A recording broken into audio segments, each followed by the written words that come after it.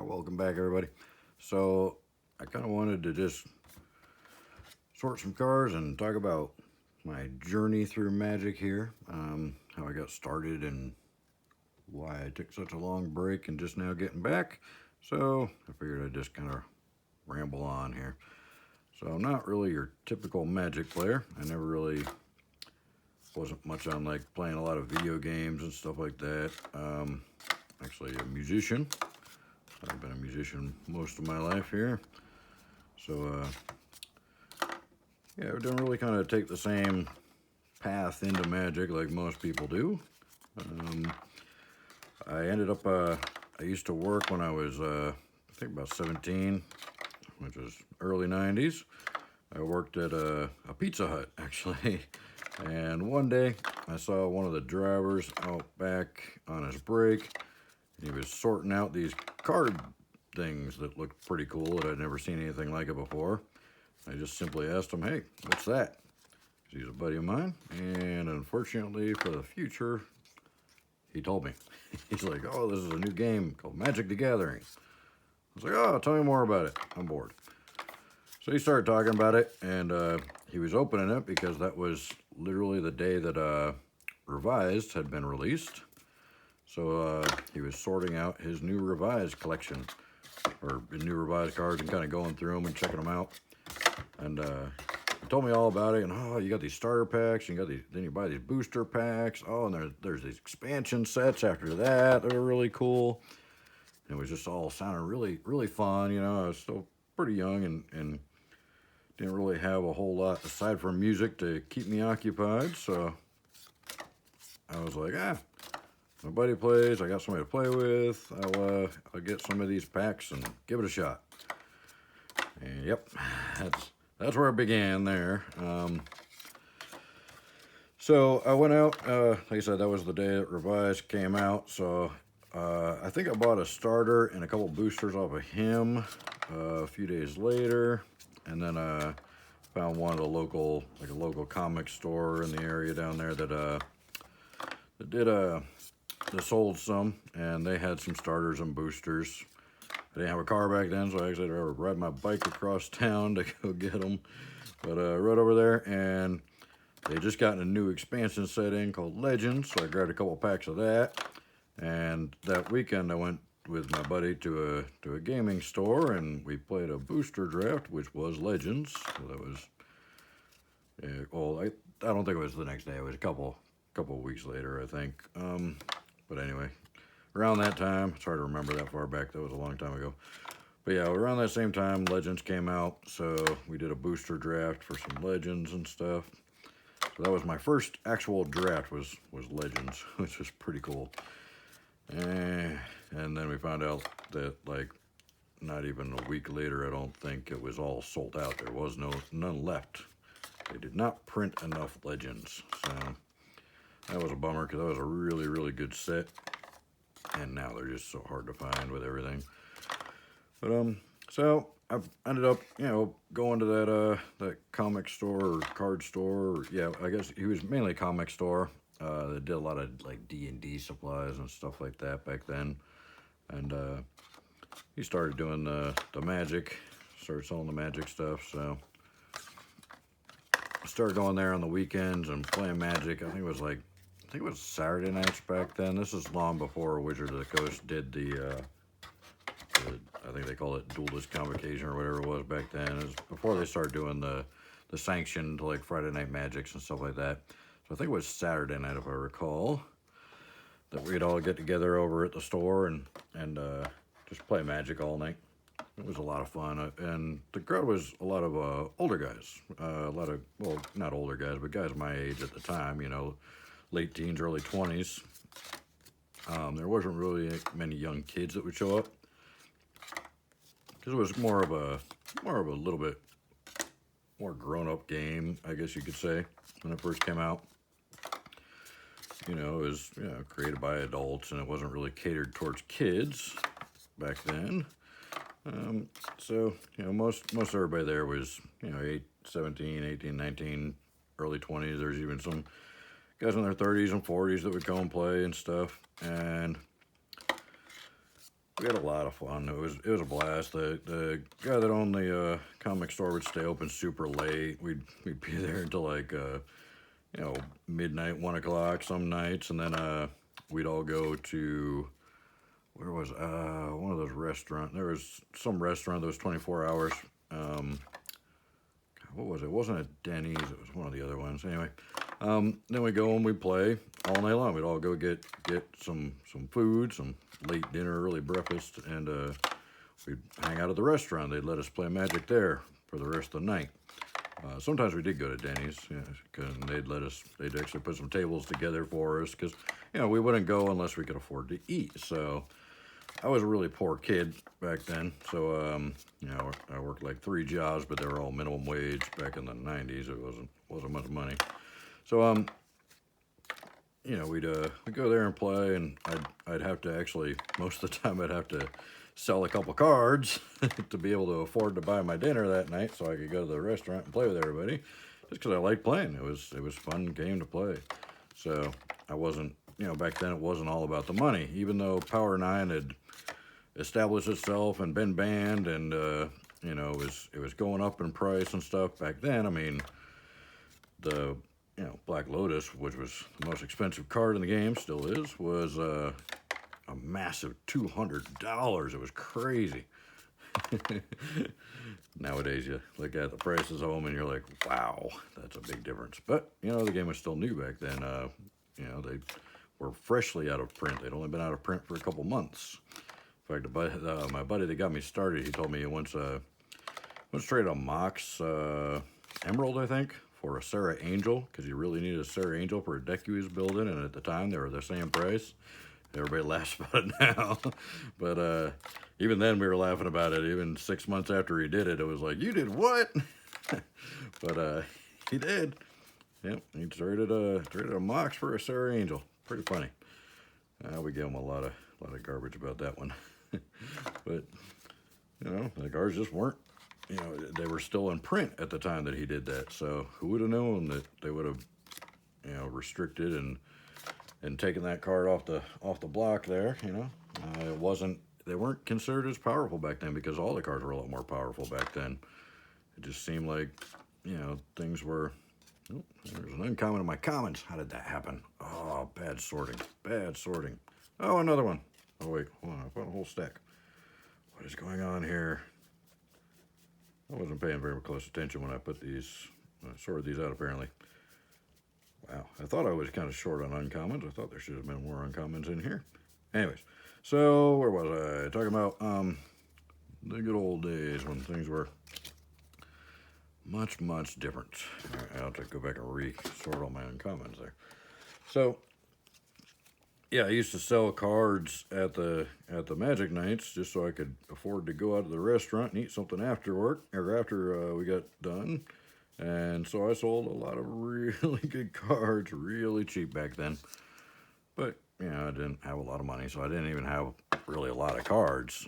My buddy, however, he was buying cases at a time. I mean, he had just everything. We'd go over to his house and bust packs of, he'd sell us packs of Legends or packs of Arabian Nights or Antiquities, and we'd go over to his house and bust them. I'm sure he was probably searching them, because back then the cards were real easy to search. The packs, you just kind of slide up the top, and you could actually read the rare card. You just push the 3 uncommons down, and you could see the rare name through the white packaging. So never, ever, ever, my one tip to you guys, never buy single packs from old boxes online. They've been searched. I can almost guarantee it. I don't care how honest the buyer is, unless he busts the box on camera, and but even then, I mean, when he turns the camera off, still, you know, you're almost never going to find an old pack that hasn't been searched, unless it's Fallen Empires. Then nobody cares what the cards are in there. And there's not really any cards you can get, so it doesn't really matter. But yeah, anyway, we'd go over to his house and we'd play some Magic, and you know, we'd buy these packs off of him and stuff, and never really got anything good. That's why I'm sure he was probably searching them. He's a good guy, but I mean, that's a lot of temptation for anybody. In fact, I just had a deal from eBay refunded today. I found a guy that had 12 packs of the Throne of Eldraine collector's boosters, and they were in different auctions. So I was thinking, yeah, I was pretty sure they were probably mapped and whatnot, but there's a chance it could just be a store that just had gotten a box and hadn't sold them because he didn't have any other Magic things up there. After I purchased them all because they were really good price, they were less than 20 bucks a pack. He emails me. He's like, look, I got to be honest. Seeing how you're buying all the packs, these have been mapped out. I did take out all the. He took out all the cards. They were from different boxes. He was just selling the ones that he knew didn't have any of the variants in them. And I thanked him for his honesty, but told him, yeah, you might want to refund me there. And you may want to put that in the item description. So be very careful buying loose packs of boosters, because even the modern boosters from the collector's edition can be mapped out in the boxes. Once you find the variants, the other variants are right in the packs right next to them. So a lot of people are busting the boxes, pulling the variants out once they find the mapping, and then selling the packs that don't have anything in them, because once they get the 4 variants, they know there's probably not going to be any more. Sometimes I've seen at least one box where there's 5 variants, but it's pretty rare. Most of them, they're always 4. So watch out with buying those single packs on there, So anyways, back to my story. So we played for quite a while. We had a good group of friends, and I had a lot of friends around me playing. We had a lot of fun, and the cards were just, great back then. Through Legends, and then, Ice Age and the Dark and all those were the Dark was kind of a weaker set, but not bad. It still had, it was a small set, so it was inexpensive, and they did a bigger print run because of the problem with Legends, so we were all able to get a lot of them, which was really nice. We were able to bust boxes of them at standard prices for months after the release, which was awesome, because none of us got to bust Legends boxes or Antiquities or Arabian Nights. Very few people were able to get their hands on boxes of those back then. Even right after they came out, they were really super expensive because they went out of print so fast. So I played through until, even through Fallen Empires, I thought it was fun. Everybody hated this set, and everybody was throwing a fit about it. My friends were like, oh, this is the worst set ever. They couldn't have possibly made a worse set. 30 years later, it kind of holds true. That was a pretty weak set. But there was a couple fun cards. I actually built a whole deck around a Goblin Grenade and Fling. I like to play for fun. I like fun decks. I like fun combos. It's not all about winning as fast as you can, just being as brutal as possible like a lot of players nowadays. Back then, it was just having fun. So this deck was literally just finding ways to throw my creatures at my opponent. I got to make sound effects every time I did it and stuff. I forget what they were, but it was fun. I was just finding ways to throw goblins and elves and stuff at my opponents and splatter them.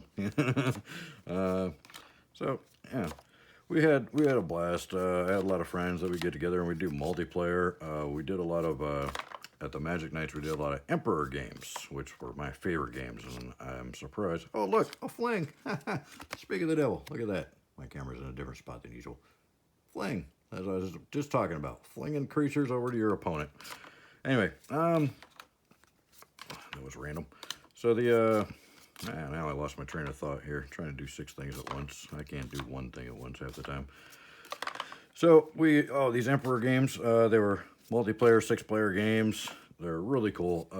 If you're not familiar with them and you want to know more about them, let me know in the comments, and I'll post another video explaining Emperor games. Well, I'd probably sort some more cards because this seems to be going to be a kind of extra part-time job for me now. It's sorting out cards after I bust all these boxes on video for you guys.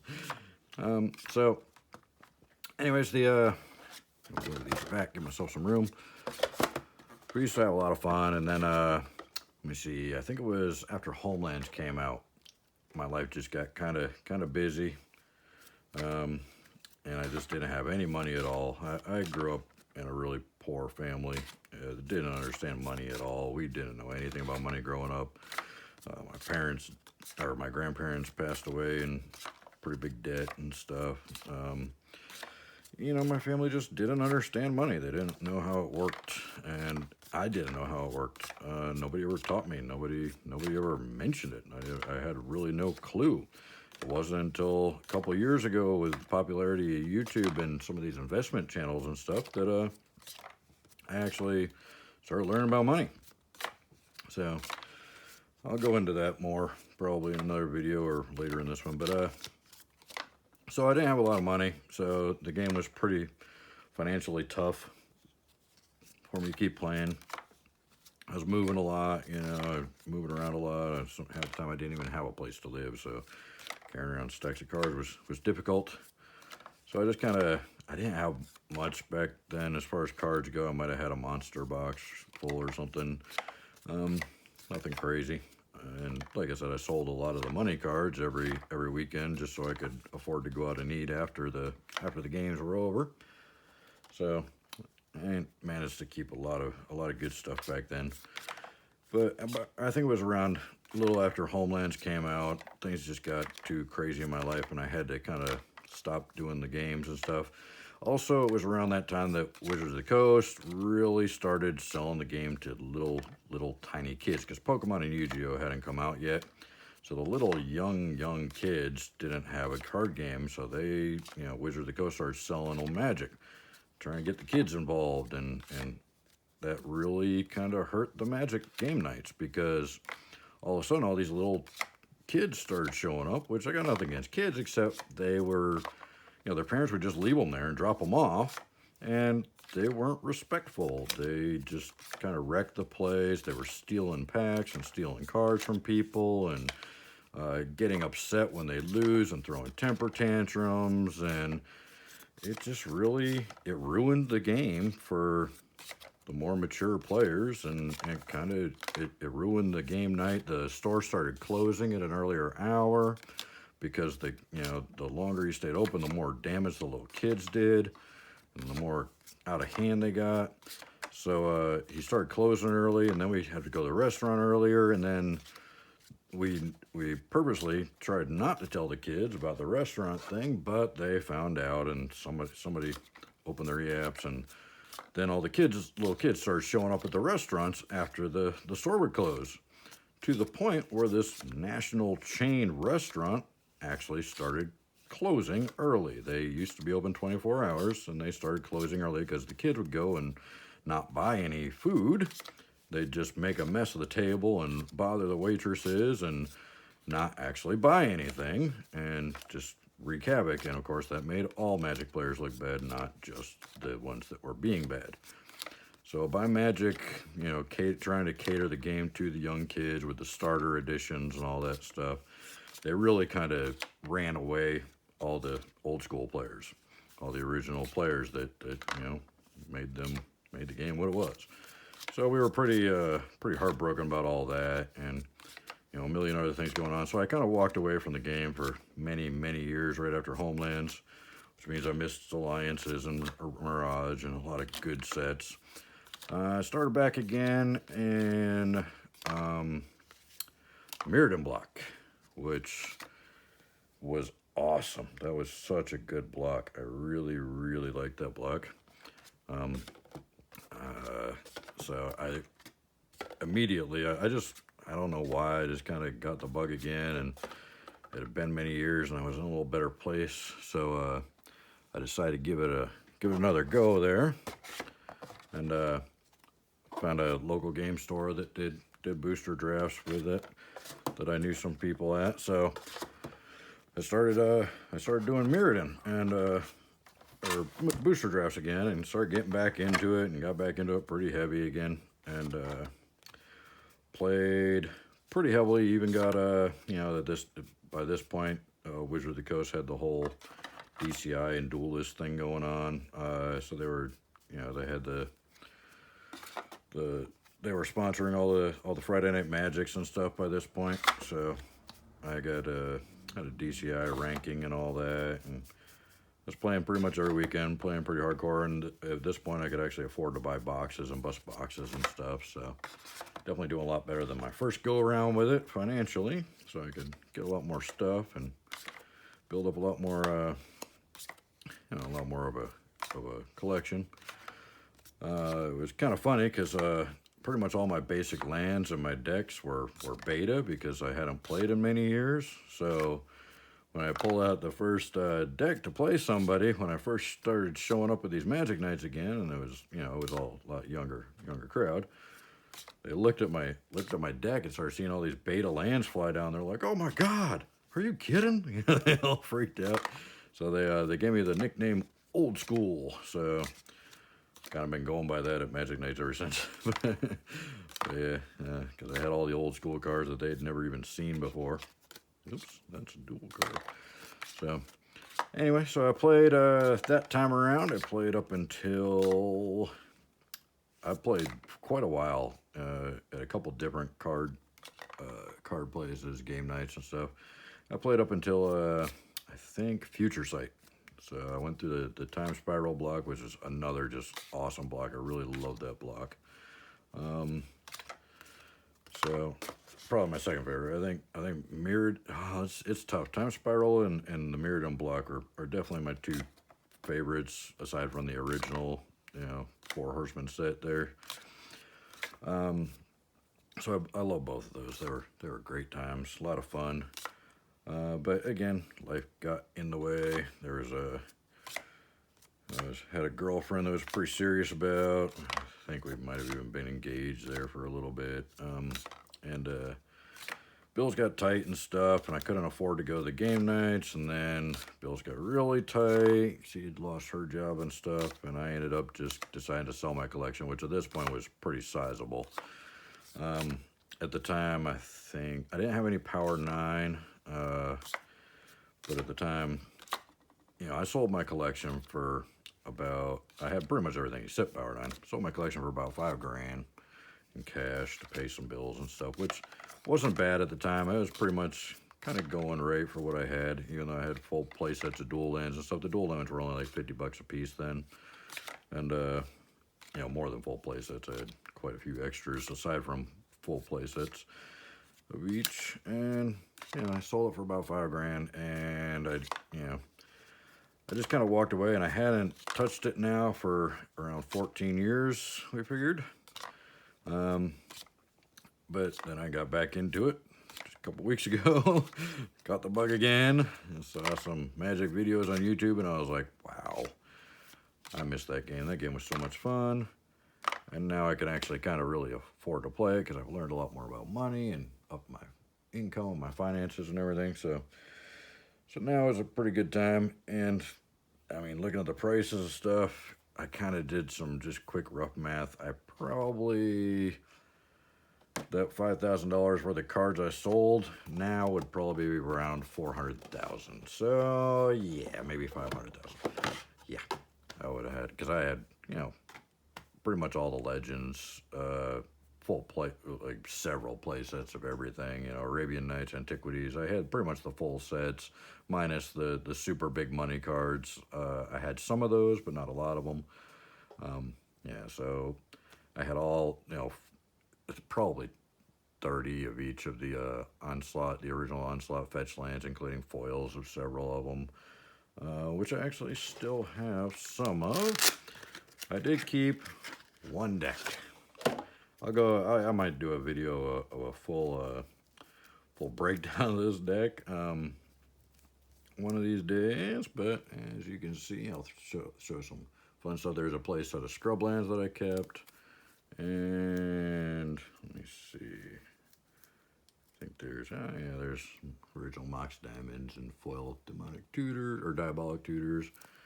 And then, let me see. Oh, there's a nice foil Bloodstained Mire. So, yeah. So I kept a couple decks, and this one was my favorite. My favorite, what we called Type 1 back then. Now it's just called Vintage, I guess. Unlimited Demonic Tutor, anybody? So, yeah. Got a couple of cool things. Original Mana Crypt. So, I did keep some good stuff, but in this one deck, but this was really all I kept that was worth anything out of the whole collection. sold the rest, and now I really, really regret it. Even though it wasn't fun to move all those monster boxes full of cards around, because at that point I probably had like a dozen monster boxes, as in 5,000 count boxes full, plus tons of the original Magic binders that they made with all the artwork on them, and you know, all the original Fat Pack boxes with each set lined up in them. And I had at least a play set of pretty much every common card up to that point, and pretty much every uncommon card.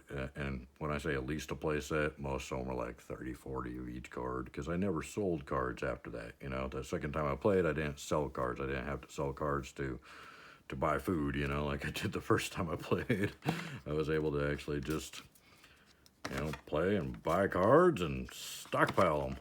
So, and I bought a bunch of collections off eBay and stuff, because that was before the counterfeit cards had really gotten prevalent, so you could trust auctions on eBay.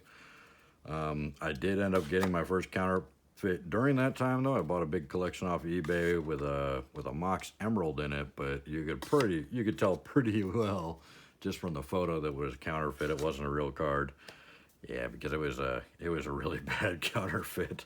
I mean, it was like, it looked more like a revised card than an unlimited card.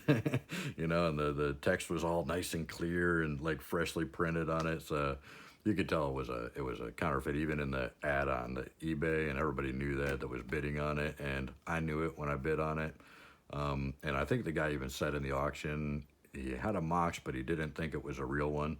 So he wasn't sure, but he didn't think it was a real one, and it was pretty obvious by the photos. So I bid on it accordingly, and got a good deal on the collection, even though that one was fake. And when I sold my collection, I told the guy I sold it to him, I'm like, this is definitely a counterfeit Mox. Don't think it's real here. So anyways, I just kind of want to give you a rundown. So, you know, I sold my collection after a future site, and didn't even look at a Magic card really, except for, I think it was a few years back, I went into my local gaming store, because I had a friend that played Magic and was talking about maybe getting together and playing a couple games. So I was like, maybe I'll get back into it. I went into a local game store, and this was when Dragons of Tarkir had just come out. And I picked up a fat pack of that, and got home and opened it up, and then, you know, never ended up getting together with my friend and playing, so I didn't get back into it then. So I didn't actually, aside from buying that one box of Dragons, I didn't play any Magic or anything for, like I said, the last 14 years. So, and it was, you know, I always, you know, thought about it and talked about it, and I really, really enjoyed the game. And when I found out a few weeks ago that it was still going strong, and that Wizards had fixed some of the problems that they had that kind of ruined the fun in the early days, and, you know, now the kids got all the different card games that are catered more towards just the kids. I decided to give it another shot, and especially seeing, you know, that there is some investment possibility with it now, you know. I mean, I really didn't expect it to hold like the way it did. I mean, when we were seeing Black Lotuses for $200, $250, we're like, that's crazy, you know, that's topped out. How can they ever go higher than that? You know, when they hit 1,000, we were like, oh my God, I can't believe they're $1,000. That is insane. You know, it just didn't really dawn on me, because, you know, like I said, I grew up poor. We didn't understand investing or money or anything like that. So it didn't really dawn on me that, hey, once it's gone, and you can't get any more. So people are going to keep paying more and more to get their hands on them. Plus, now you got all the investors that are buying them up just to raise the prices on them. So the price now is like ridiculous on them. I mean, you know, Power 9 can buy you a house now. It's pretty crazy. My original friend that started playing, that got me into playing way back in the day, in 94, I think it was 93, 94, he did sell his collection and bought a house with cash from the money that he sold his cards for. But he had several sets of Power 9, you know, back then.